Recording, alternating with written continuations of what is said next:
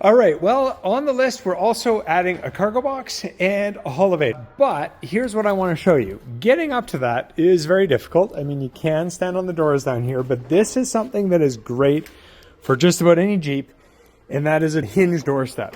I'm going to fire one of those on there. That'll allow me to get up to that cargo box. If you're going to do this at home, a couple of pointers. These guys are painted in place. They are a pain in the butt to get out.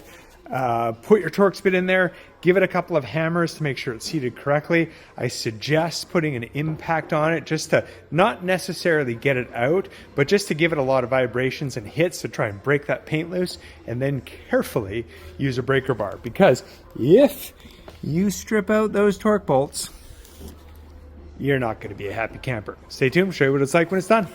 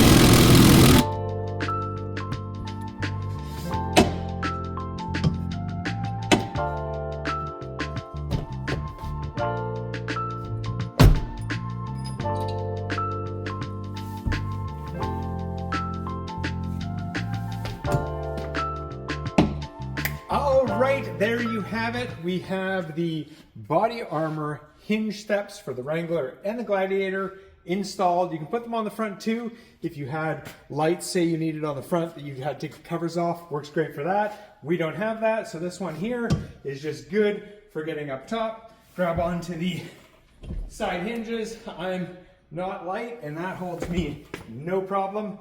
Always there, ready to go, and they're on modularacks.com. See you next time.